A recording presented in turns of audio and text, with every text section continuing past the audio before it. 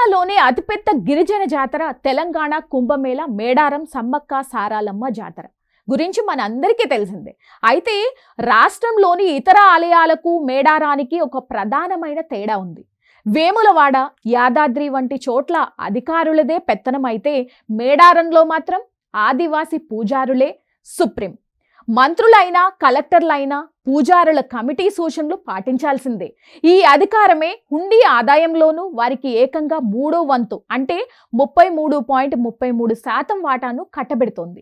అసలు లెక్కలు ఎలా ఉన్నాయంటే సుప్రీంకోర్టు ఆదేశాల మేరకు మేడారం హుండీ ఆదాయంలో 33.33% వాటా నేరుగా ప్రధాన పూజారుల కుటుంబాలకు అందుతుంది. అధికారులు వేస్తున్న అంచనా ప్రకారం ఈసారి జాతర కానుకలు 14 కోట్లు దాటే అవకాశం ఉంది. అదే జరిగితే అందులో సుమారు 4,20,00,000 రూపాయలు పూజారుల వాటా కింద వెళ్తాయి. ఈ మొత్తాన్ని సమ్మక్క సారక్క, పగిడిద్దరాజు, గోవిందరాజుల పూజలు నిర్వహించే 13 వారసత్వ కుటుంబాలకు పంచుతారు. అంతేకాదు భక్తులు ఎంతో భక్తితో సమర్పించే బంగారం అంటే బెల్లం కూడా ఈ పూజారుల కుటుంబాలకే చెందుతుంది. అయితే ఇక్కడ చిన్న మెలిక ఉంది.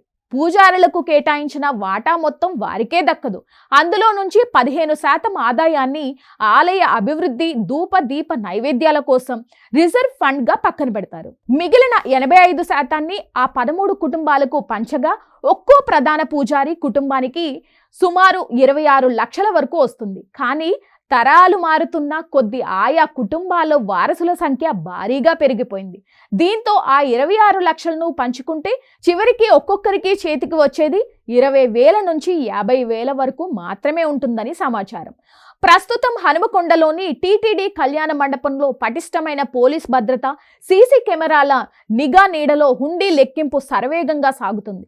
గతంలో కంటే ఈసారి హుండీల సంఖ్య పెంచారు. మొత్తం 828 హుండీలు ఏర్పాటు చేయగా కేవలం 2 రోజుల్లోనే సుమారు 6,04,00,000కు పైగా ఆదాయం లెక్క తేలింది.